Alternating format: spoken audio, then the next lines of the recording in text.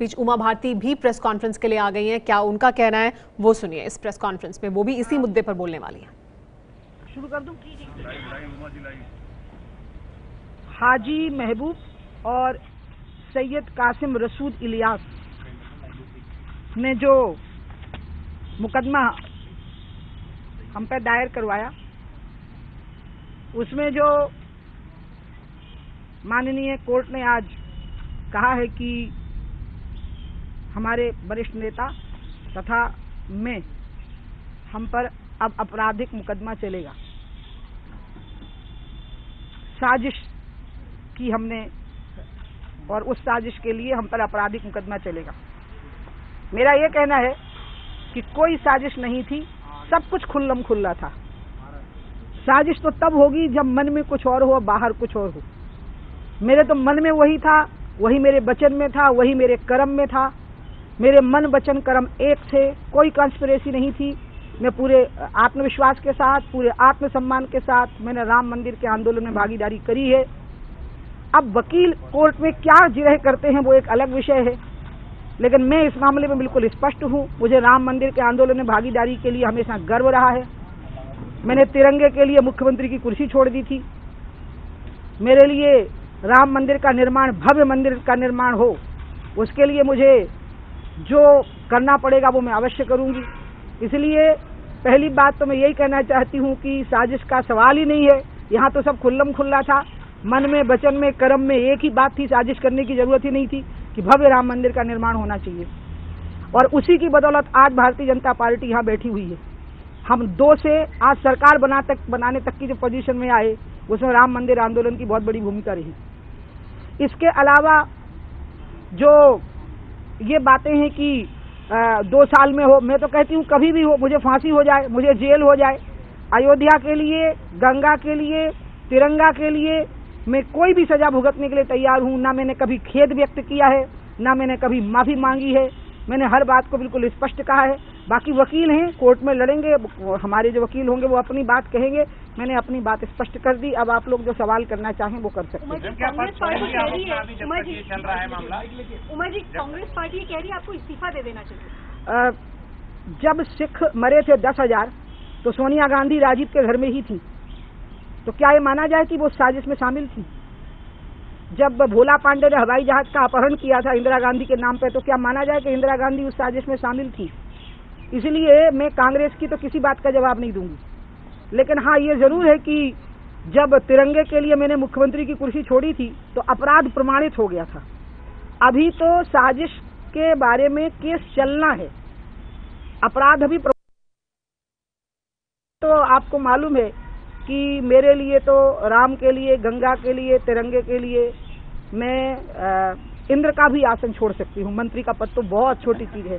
और मैं आज ही रात को अयोध्या जा रही हूँ। मैं सवेरे अयोध्या पहुंचूंगी और मैं रामलला को और हनुमान जी को इस बात का गर्व और संतोष व्यक्त करूंगी कि उन्होंने जीवन में मुझे इतना यश दिया, इतनी प्रतिष्ठा दी। इसके लिए जाऊंगी, मैं रामलला के भी दर्शन करूंगी, मैं हनुमानगढ़ी के भी दर्शन करूंगी और मैं अयोध्या में सरयू के किनारे कल रहूंगी। रात को अयोध्या जा रही हूं, मैं सवेरे अयोध्या पहुंचूंगी और मैं रामलला को और हनुमान जी को इस बात का गर्व और संतोष व्यक्त करूंगी कि उन्होंने जीवन में मुझे इतना यश दिया, इतनी प्रतिष्ठा दी, इतना सम्मान दिया। इसके लिए मैं उनका आभार व्यक्त करने जाऊंगी। मैं रामलला के भी दर्शन करूंगी, मैं हनुमानगढ़ी के भी दर्शन करूंगी और मैं अयोध्या में सरयू के किनारे कल रहूंगी। मैं इसके बारे में एक शब्द नहीं बोल सकती। आपने कांग्रेस का नाम लिया कि वो कह रहे हैं, बहन ने कांग्रेस का ही नाम लिया कि वो कह रहे हैं कि मुझे क्या इस्तीफा देना चाहिए, तो उसका मैंने उत्तर दिया कि 10,000 सिखों की हत्या करने के समय पे सोनिया गांधी राजीव के घर में ही मौजूद थी और राजीव उस हत्या को जायज ठहरा रहे थे, उन हत्याओं को। इसलिए कांग्रेस को तो नैतिक अधिकार ही नहीं है, जिनने देश में इमरजेंसी लगाई, लाखों लोगों को मरवा दिया, लाखों मुसलमानों का बधियाकरण करवा दिया, इमरजेंसी लगा दी, देश में इतनी हत्याएं हुई उस समय पर। उस समय भी सोनिया गांधी इंदिरा गांधी के घर में ही थी। इसलिए फिर सोनिया गांधी पे, राहुल पे, प्रियंका पे, सब पे अपराधी मुकदमे चलने चाहिए फिर तो। इसलिए मैं कांग्रेस का जवाब नहीं दूंगी। मैं ये कह रही हूँ मेरे जैसा व्यक्ति कहाँ पद से चिपकने वाला व्यक्ति है। मेरे लिए तो आप लोग जो सम्मान देते हो वही मेरे लिए महत्वपूर्ण होता है और मैं अपना काम जरूर पूरा करती हूँ। राम मंदिर बन के रहेगा, तिरंगा लहरा के रही थी, गंगा निर्मल करके रहूंगी।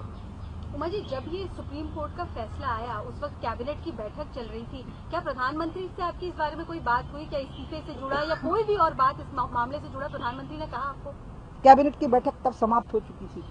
उसके बाद हम लोग चाय पान कर रहे थे और उसके बाद में घर आ गई थी। जो फैसला आया है उसके समय में थोड़ा सा फर्क था, इसलिए इस संबंध में हमारी माननीय प्रधानमंत्री जी से कोई बात नहीं हो पाई है। लेकिन राम मंदिर पर जो मेरी आस्था है वो मेरी बिल्कुल निजी रहती है, बिल्कुल व्यक्तिगत रहती है। क्या आडवाणी जी या जोशी जी से कोई बात हुई? नहीं, मेरी अभी आप यकीन करिए, मैंने सबसे पहले आपको ही बुलाया क्योंकि मैं पूरी दुनिया को, पूरे भारत को संदेश देना चाहती हूँ कि राम मंदिर के बनने का अवसर आ गया। ये जो कोर्ट का जो ऑब्जर्वेशन है कि हमारे खिलाफ साजिश का मुकदमा चलना चाहिए, तो साजिश मैंने पहले ही साफ कर दिया। साजिश यही नहीं, सब खुल्लम खुल्ला है। साजिश तो तब करेंगे ना भैया जब खुल्लम खुल्ला मामला नहीं होगा। यहाँ तो मन वचन कर्म तीनों कह रहे हैं कि हाँ मैंने अयोध्या के आंदोलन में भागीदारी की। साजिश की क्या बात है? हाँ, मैं 6 दिसंबर को वहाँ मौजूद थी, इसमें साजिश की क्या बात है? बाकी की जो बातें हैं वो जो वकील लोग हैं वो अपनी जगह करेंगे, उनको करना भी चाहिए। कांग्रेस ने कहा कि इस्तीफा दे, तो फिर इंदिरा गांधी, राहुल गांधी और क्या बोलते हैं, सॉरी सोनिया गांधी, राहुल गांधी, सब पे केस चलना चाहिए। तो 10,000 सिखों की हत्या का, तो इसलिए उनकी बातों का मैं जवाब नहीं देना चाहती। बाकी मैं पद से चिपकने वाले लोगों में से नहीं हूँ। आज मैं कैफियत एक्सप्रेस से अयोध्या जा रही हूँ, कल मैं अयोध्या जाऊंगी, सरयू से पैदल जाऊंगी, रामलला के पैदल चल के अयोध्या की गलियों में दर्शन करूंगी, हनुमानगढ़ी की सीढ़ियां चढ़ूंगी, उनके दर्शन करूंगी और वहां ये संकल्प व्यक्त करूंगी कि राम मंदिर तो बनके ही रहेगा, कोई माई का लाल उसको नहीं रोक सकता। ये कोर्ट के थ्रू ही होना चाहिए या पार्लियामेंट को भी इसमें देखा जाए? अभी जो मैंने आपको पहले भी कहा था, मुझे लगता है मुझे वही बात रिपीट करनी पड़ेगी कि वो लैंड ऑफ डिस्प्यूट है, डिस्प्यूट ऑफ लैंड है। अब डिस्प्यूट ऑफ लैंड का जो सेटलमेंट है वो आउट ऑफ कोर्ट और कोर्ट दोनों में होता है। जो डिस्प्यूट ऑफ फेथ था वो खत्म हो गया था जब 2010 में सितंबर में जब ये फैसला आया कि बीच का जो डोम है वो रामलला का है, और जो चैलेंज हुआ है वो ये फैसला नहीं हुआ है। जमीन किसकी है इस पे अभी विवाद है। तो इसलिए जब सिर्फ जमीन का विवाद है तो वो कोर्ट के बाहर भी सुलझ सकता है, कोर्ट के अंदर भी। मुझे तो लगता है कि माननीय सुप्रीम कोर्ट ने ये फैसला सुना करके इसका जो परिणाम आएगा कि अंत में ये मामला कोर्ट के बाहर या कोर्ट के अंदर सुलझने की स्थिति अपने आप बनेगी। मैं माननीय कोर्ट का बहुत बहुत अभिनंदन करती हूँ कि रामलला ने, हनुमान जी ने और कोर्ट ने मुझे बहुत एक गौरवशाली जीवन जीने का अवसर दिया है। मुझे लगता है मुझे इसके साथ समाप्त कर देना चाहिए। कोर्ट ने 2 साल के भीतर ट्रायल समाप्त करने की भी बात कही है। 92 से लेकर अभी तक ये मामला चल रहा है। आपको लगता है ये सही है या इससे ट्रायल जो है वो खराब हो सकता है? मैं कोर्ट को भगवान की जगह मानती हूँ। वो 2 घंटे भी कहते तो मैं अभी तैयार हो जाती जेल जाने के लिए। अगर वो कहते 2 घंटे में फैसला होना है तो मैं जेल चली गई होती अभी। मुझे कोई दिक्कत नहीं है। मुझे सिर्फ राम का मंदिर देखना है जहाँ रामलला है, मुझे गंगा साफ देखनी है और मुझे कश्मीर में तिरंगा फहराते हुए देखना है, मुझे और कुछ नहीं देखना। Thank you. उमा जी, क्या आपको कभी भी इस बात का रंज हुआ कि जो बाबरी का ढांचा था उसको गिराने की जो साजिश थी उसमें आप शामिल रही? मैंने आपको पहले ही कह दिया, ये सवाल मेरे से 1000 बार हुआ और मैंने कहा कि मैंने अयोध्या आंदोलन में भागीदारी की है और मैं उस भागीदारी के लिए हमेशा ही अनअपोलोजेटिक रही हूँ, अनरिपेंटेंट रही हूँ।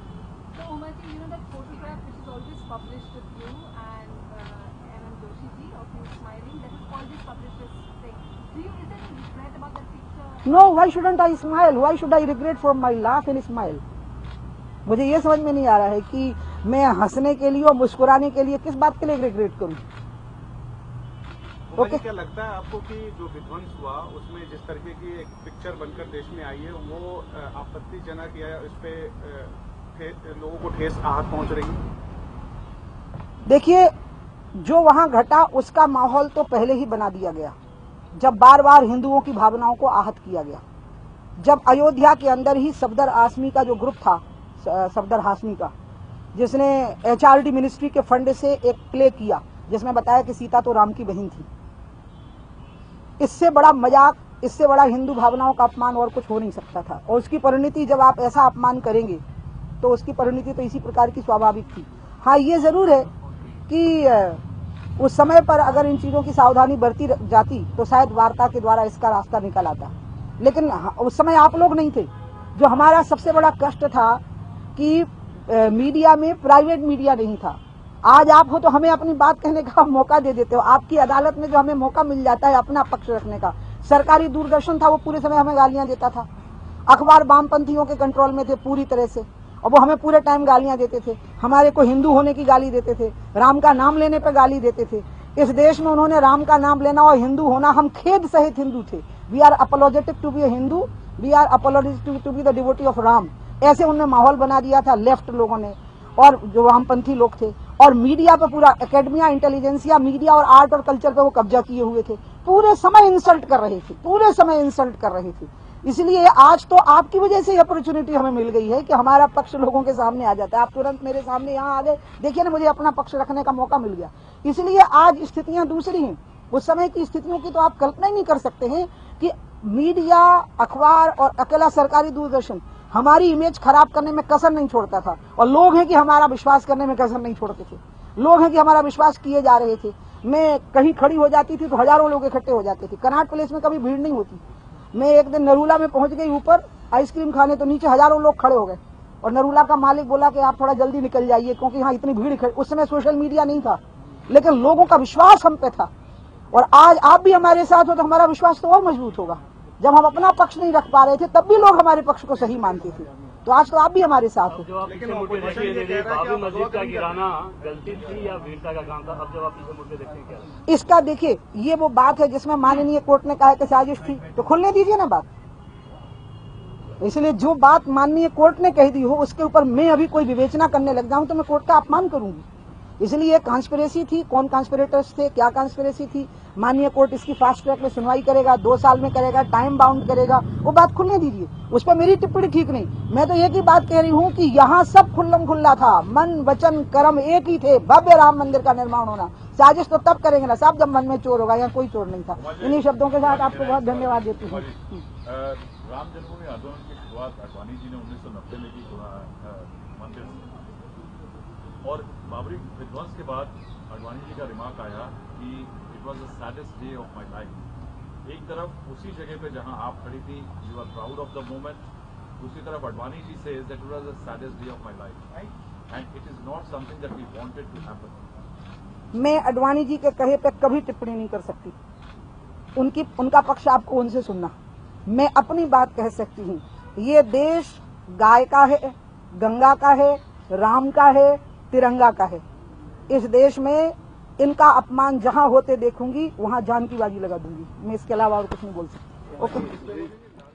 तो उमा भारती ने इनकार कर दिया है साफ तौर पर इस्तीफा देने से उमा भारती। केंद्रीय मंत्री का इनकार, अयोध्या में राम मंदिर बनकर रहेगा, ये कहा एक बार फिर उमा भारती ने।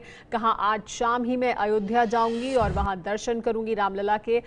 इस्तीफा देने से लेकिन साफ तौर पर उमा भारती ने इनकार कर दिया है। बड़ा फैसला आज क्योंकि सुप्रीम कोर्ट की तरफ से आया है, उस पर प्रतिक्रिया दे रही थी उमा भारती, जिसमें सुप्रीम कोर्ट ने कहा है कि बीजेपी के बड़े नेताओं पर आपराधिक साजिश का केस भी चलेगा, वो धाराएं भी लगाई जाएंगी जिसमें उमा भारती भी शामिल हैं। ये है एबीपी न्यूज़, आपको रखे आगे।